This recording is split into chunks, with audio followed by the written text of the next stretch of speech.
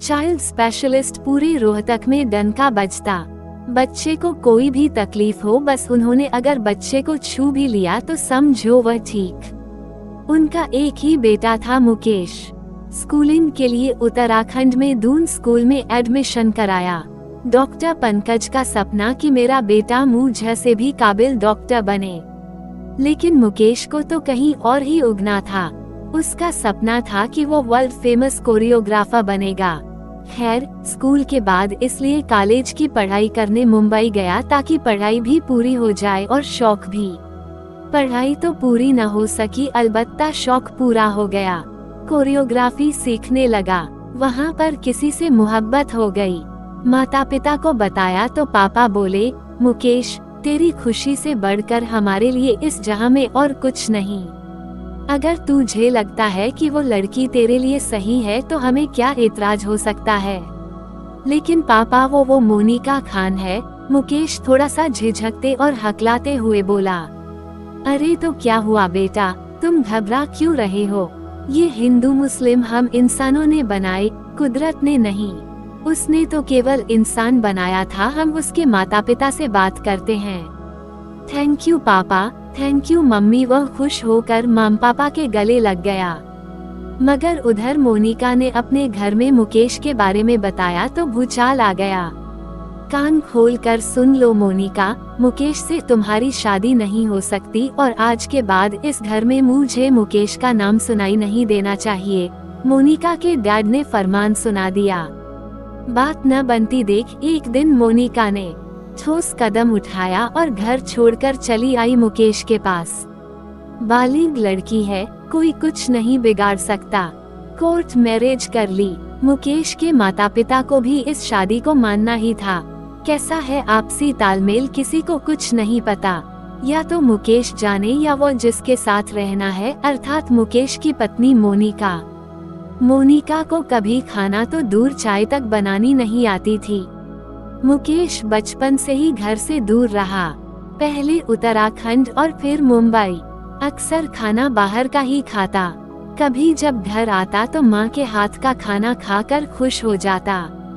मोनिका का कभी अगर घर में ही चाय पीने का मन होता तो वह भी मुकेश ही बना कर देता। मोनिका को बनानी नहीं आती।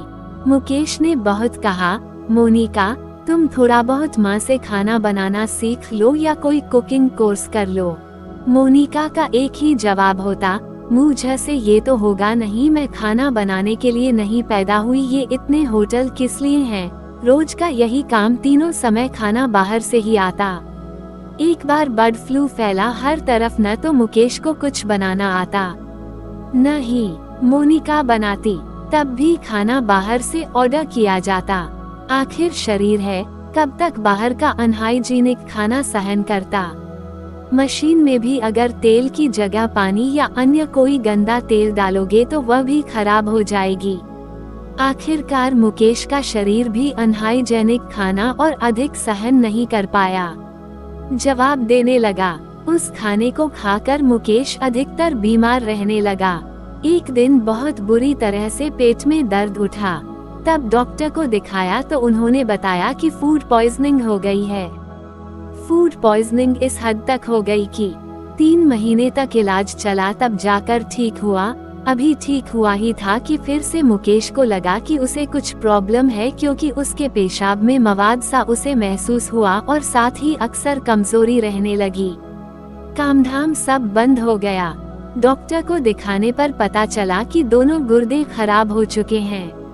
मुकेश ने माता पिता को तब जाकर अपनी बीमारी के बारे में बताया। मोनिका ने अब तक सोच लिया था कि वो मुकेश को छोड़ देगी।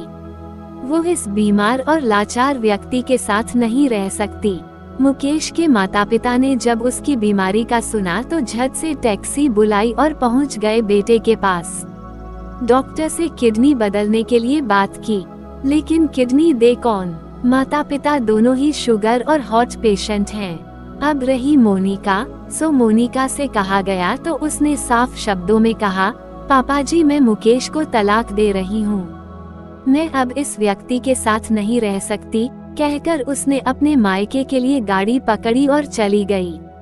अगले ही दिन कोर्ट से तलाक के कागज मुकेश के पास पहुंच गए। मुकेश ने चुपचाप उन पर हस्ताक्षर कर दिए और माता पिता मुकेश को अपने साथ ले लाए। मुकेश अब डायलिसिस पर है, लेकिन वह खुश है। वह माँ के पास है। वह खुश है कि वह घर का साफ सुथरा माँ के हाथों का बना खाना खाता है।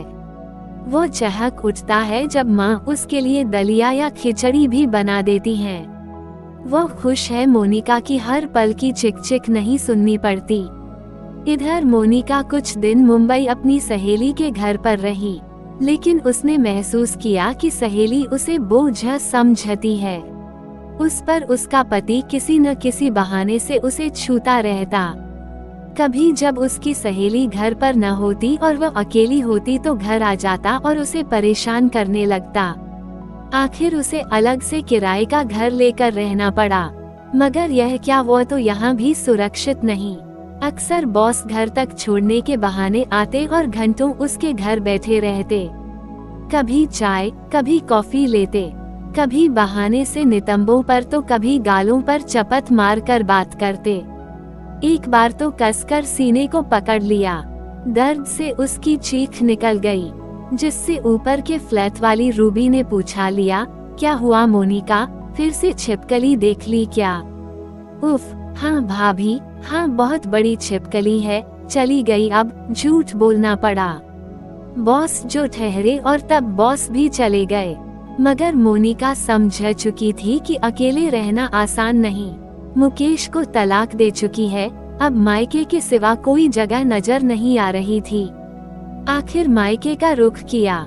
सोचा वहीं पर कोई छोटी मोटी नौकरी करके गुजारा कर लेगी, मगर घर पर सुरक्षित तो रहेगी। मगर बोया बबूल तो आम कहाँ से पाओगे? वही हाल मोनिका का था। घर में कदम रखते ही वो समझ गई कि उसकी यहाँ किसी को जरूरत नहीं। बिन बुलाया मेहमान है वह। डैड ने तो आते ही कह दिया, आ गई न फिर से मेरे घर। क्या दिया मुकेश ने, उसकी औकात ही नहीं थी। जो तुझे रखता, अब यहाँ क्या लेने आई है? जहाँ से आई है वहीं वापस जा। यह मेरा घर है, धर्मशाला नहीं। माता पिता हर समय तिरस्कार करते, भाई भाभी भी नौकरों की तरह काम लेते, उस पर भी तिरस्कृत होती रहती। आखिर एक स्कूल में नौकरी लगी, सोचा कुछ कमाएगी तो कोई कद भी करेगा। यहाँ भी नजरों से मोनिका के रूप का रस पीने वाले हजारों कीड़े थे। एक टीचर ने तो एक दिन सरेआम हाथ पकड़ लिया और बोले, मोनिका डार्लिंग, उस लौंडे से कुछ नहीं मिला क्या जो उसे छोड़ आई है? उस पर दूसरा बोला, अरे तो हम हैं ना, इसकी हर ख्वाहिश पूरी कर देंगे। एक बार हमें सीने से तो लगाए, हम तो कब से तड़प रहे हैं। मोनिका डिया, बोलो कब और कहाँ मिलें? मोनिका की आंखें भर आईं। आज उसे मुकेश की बेहद याद आने लगी। उसने फिर से एक ठोस कदम उठाया। घर आई, अपना सामान पैक किया और चल पड़ी मुंबई वापस उन्हीं गलियों की तरफ। रास्ते में ही मुकेश के नंबर पर फोन मिलाया, लेकिन किसी ने फोन नहीं उठाया। मोनिका लगातार रोए जा रही थी, मगर यह क्या, वो तो यहाँ भी सुरक्षित नहीं। अक्सर बॉस घर तक छोड़ने के बहाने आते और घंटों उसके घर बैठे रहते। कभी चाय, कभी कॉफी लेते, कभी बहाने से नितंबों पर तो कभी गालों पर चपत मार कर बात करते। एक बार तो कसकर सीने को पकड़ लिया। दर्द से उसकी चीख निकल गई, जिससे ऊपर के फ्लैट वाली रूबी ने पूछा लिया, क्या हुआ मोनिका, फिर से छिपकली देख ली क्या? उफ, हाँ भाभी, हाँ बहुत बड़ी छिपकली है, चली गई। अब झूठ बोलना पड़ा। बॉस जो ठहरे और तब बॉस भी चले गए। मगर मोनिका समझ चुकी थी कि अकेले रहना आसान नहीं। मुकेश को तलाक दे चुकी है, अब मायके के सिवा कोई जगह नजर नहीं आ रही थी। आखिर मायके का रुख किया। सोचा वहीं पर कोई छोटी मोटी नौकरी करके गुजारा कर लेगी, मगर घर पर सुरक्षित तो रहेगी। मगर बोया बबूल तो आम कहाँ से पाओगे? वही हाल मोनिका का था। घर में कदम रखते ही वो समझ गई कि उसकी यहाँ किसी को जरूरत नहीं। बिन बुलाया मेहमान है वह। डैड ने तो आते ही कह दिया, आ गई न फिर से मेरे घर। क्या दिया मुकेश ने, उसकी औकात ही नहीं थी जो तुझे रखता। अब यहाँ क्या लेने आई है? जहाँ से आई है वहीं वापस जा। यह मेरा घर है, धर्मशाला नहीं। माता पिता हर समय तिरस्कार करते, भाई भाभी भी नौकरों की तरह काम लेते, उस पर भी तिरस्कृत होती रहती। आखिर एक स्कूल में नौकरी लगी, सोचा कुछ कमाएगी तो कोई कद भी करेगा। यहाँ भी नजरों से मोनिका के रूप का रस पीने वाले हजारों कीड़े थे। एक टीचर ने तो एक दिन सरेआम हाथ पकड़ लिया और बोले, मोनिका डार्लिंग, उस लौंडे से कुछ नहीं मिला क्या जो उसे छोड़ आई है? उस पर दूसरा बोला, अरे तो हम हैं ना, इसकी हर ख्वाहिश पूरी कर देंगे। एक बार हमें सीने से तो लगाए, हम तो कब से तड़प रहे हैं। मोनिका डियर, बोलो कब और कहाँ मिलें? मोनिका की आंखें भर आईं। आज उसे मुकेश की बेहद याद आने लगी। उसने फिर से एक ठोस कदम उठाया। घर आई, अपना सामान पैक किया और चल पड़ी मुंबई वापस उन्हीं गलियों की तरफ। रास्ते में ही मुकेश के नंबर पर फोन मिलाया, लेकिन किसी ने फोन नहीं उठाया। मोनिका लगातार रोए जा रही थी और अपने आप से ही बोलती जा रही थी कि आदि प्लीज एक बार फोन उठाओ, मुझे तुमसे माफी मांगनी है, मुझे वापस अपने घर आना है, मुझे तुम्हारे पास आना है। प्लीज आदि एक बार फोन उठा लो मेरा। 3-4 कॉल के बाद मुकेश के पापा ने फोन उठाया। कहा, हेलो हेलो पापा जी मैं मोनिका बोल रही हूँ। हाँ बेटा मैं जानता हूँ, कहो कुछ काम था? हाँ पापा जी, मुझे मुकेश से आप सबसे मिलना है। पापा जी मैं बहुत बुरी हूँ, लेकिन फिर भी आपकी बेटी हूँ, मुझे माफ कर दीजिए। पापा जी मुकेश से भी कहें मुझे माफ कर दे और एक बार मुझे से बात कर ले। मैं वापस आ रही हूँ पापा जी, मैं अपने घर वापस आ रही हूँ।